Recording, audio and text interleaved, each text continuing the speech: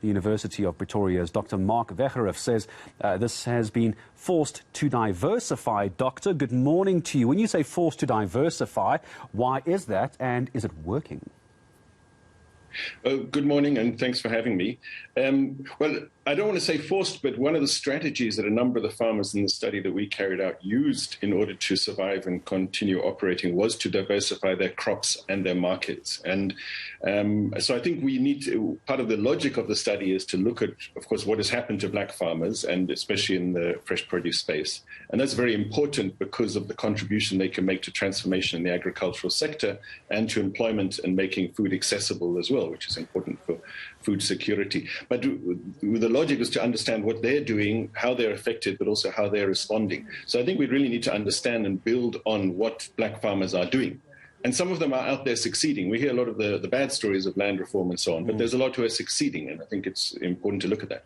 I think it is important to look at that. If we could for a moment, Doctor, could you add a bit of meat to that bone, if you will? I'll tell you why, because whenever I hear small-scale farming, we think of a little plot sitting in the middle of nowhere that isn't really contributing to much outside of a very small, whether it's subsistence farming or a very small regional microeconomy. But that isn't always what we mean by small scale, is it?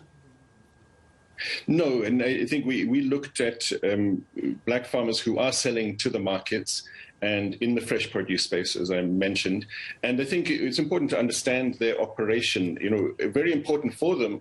And for the largest market for them is what we often call the informal sector, which is street traders, bakkie traders, locally selling. But that is still important. The second most important market is the municipal produce markets. And these are really important because they give access for these farmers to sort of more distant markets. And also those fresh produce markets supply a very large street trading sector of informal traders. More than half that produce goes into the informal sector, which creates a lot of jobs as well. And so we found even small farmers, say in Limpopo, selling not only to the Johannesburg fresh produce market, but also to the Cape Town fresh produce market, and some of them through that reaching sort of niche markets such as the restaurant and hotel industry and so on. So under COVID, we heard a lot about the impact on tourism, on restaurants and so on. We heard much less about the impact on farmers who supply that kind of market.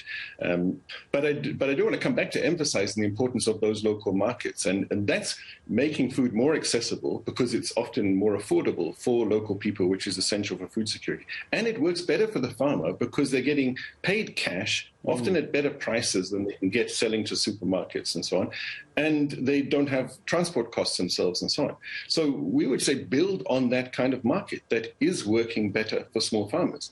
And in the diversification, quite a lot of farmers who targeted more niche markets turned during the crisis to those more local markets, even though those were also under pressure because of job losses, income losses, and so on. Farmers turned to those markets. That tells us their importance. So we should value that, not undermine that.